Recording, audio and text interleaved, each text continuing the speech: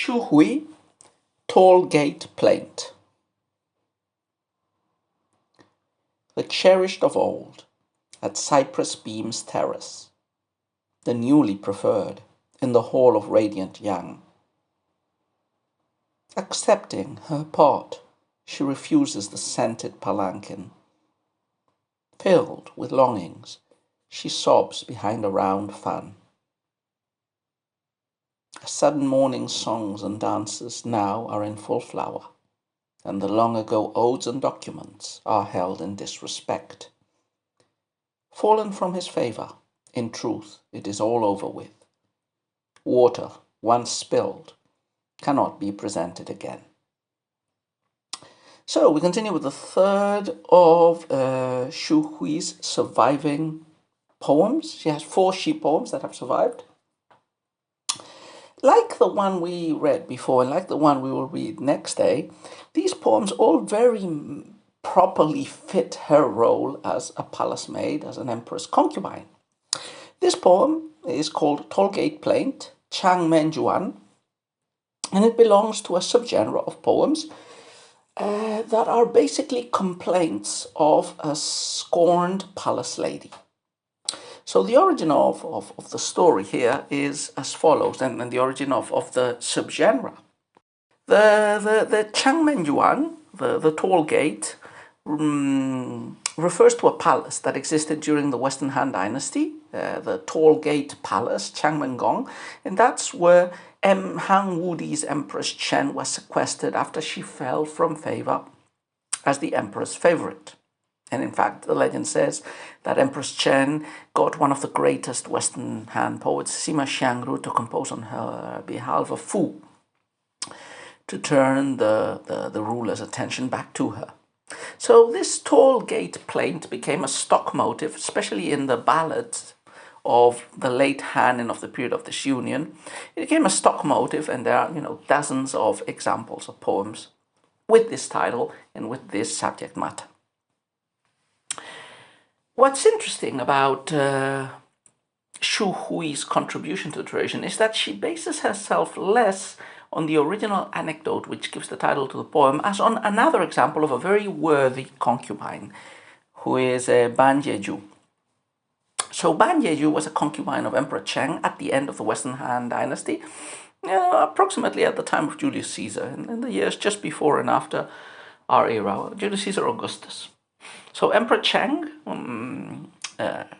was, in the historical records, became famous for being a bit of a wastrel and of engaging with different concubines and women. And so this helpmate, preferred helpmate Ban, was a palace lady, Ban Jeju, who is referenced in the historical works and praised as a model of what a good concubine should be.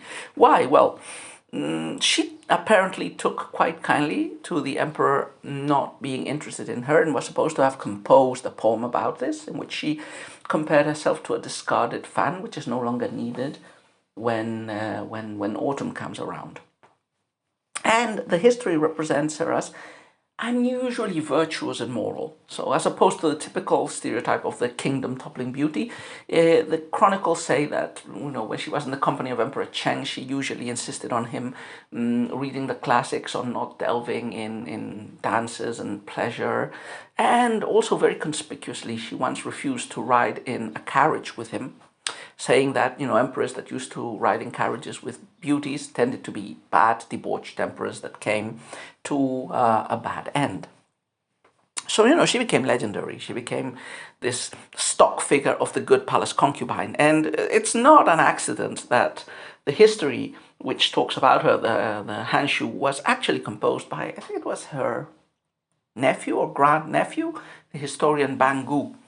So, well, while I don't doubt the basis of a lot of the historical anecdotes about her, she was instrumental in the rise of the Ban family, which became very important in the early Eastern Han. Some of the members of this family becoming courtiers, rulers of the Western regions, and in the case of Bangu, a historian who created what would become one of the most canonical of the ancient histories, the Han Shu, the history of the Western Han Dynasty, which would be read all over the Sinosphere. So Bangu is a good prototype. You find there's even a no play that I've read, which is based and narrates the story of Lady Ban.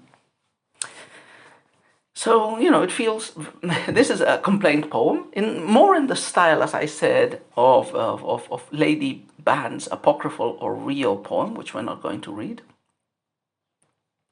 but which is, a pentasyllabic poem about this fan that gets used. It's white silk and it's round and it's only used in the summer.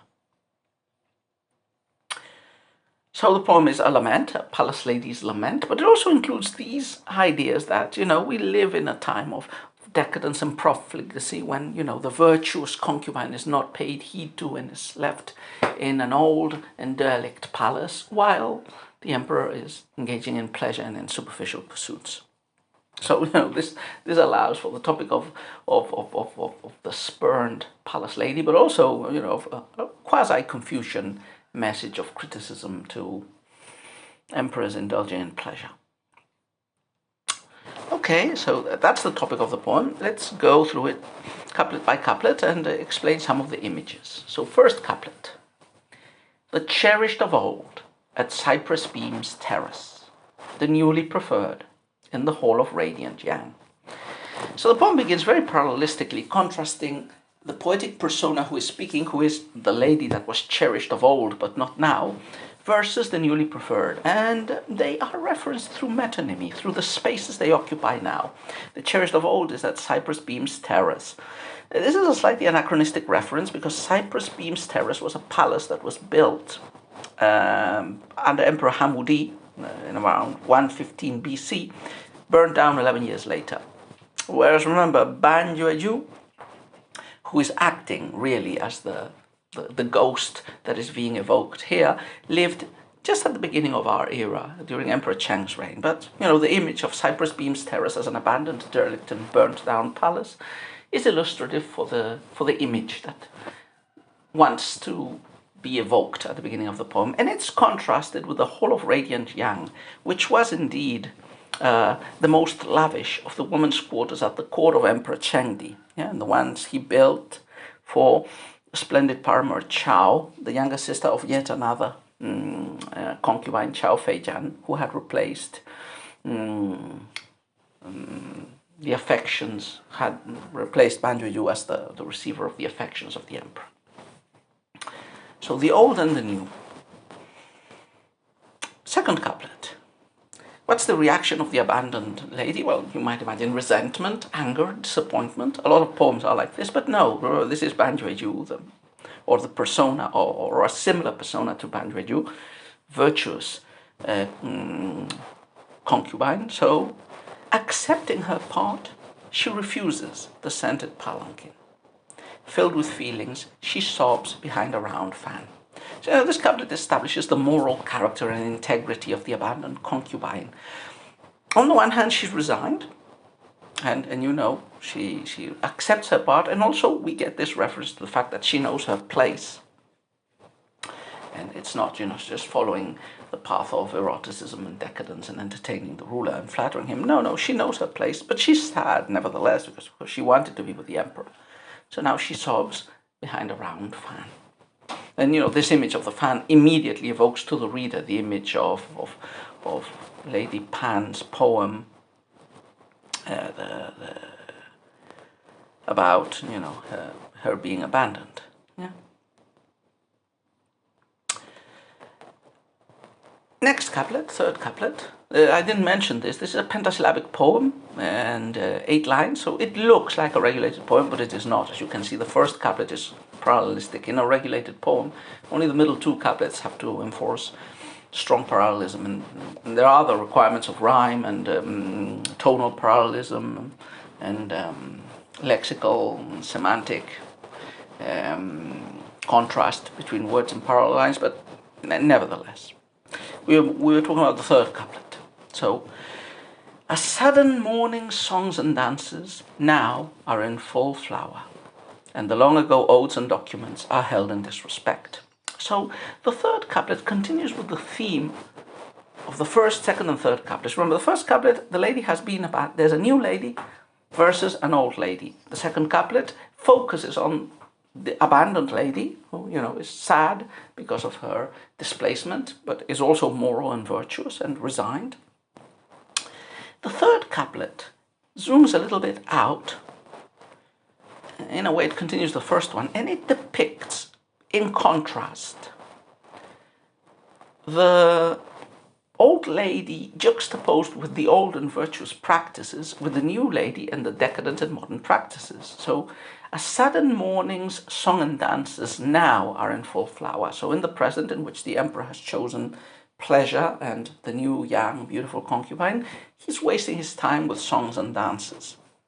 But the consequence is the long ago odes and documents are held in disrespect. Now, the odes and documents are the main classics of the Confucian tradition, the Shijing and the Shujing. And, the odes are poetry, but they're poetry read in a very Confucian moralistic way in the Chinese tradition. And the documents were, texts and exemplars of the good rulers of yore. And this connects again with the biographical story of Lady Pan, in which she would have told the emperor, you should devote yourself to the classics and, be virtuous and not think of frivolities like secular poetry and entertainment. Finally, the last couplet goes back to the poetic persona of Lady Pan, or a lady like Lady Pan, and concludes, usually all these poems always end with this synthesis and intensification of the emotional chord, of the emotional note felt by the poetic persona. Fallen from his favor, in truth it is all over with. Water once spilled cannot be presented again. So the theme of resignation, one should accept these things, they are what they are, and it ends up with a beautiful image. There are similar sayings in different cultural traditions, including ours, which have the same message, but the image is very visual. Water once spilled cannot be presented. Water that has fallen, entropy, you cannot bring it back into the glass again. So altogether, a pretty learned, pretty tasteful, pretty well-crafted poem.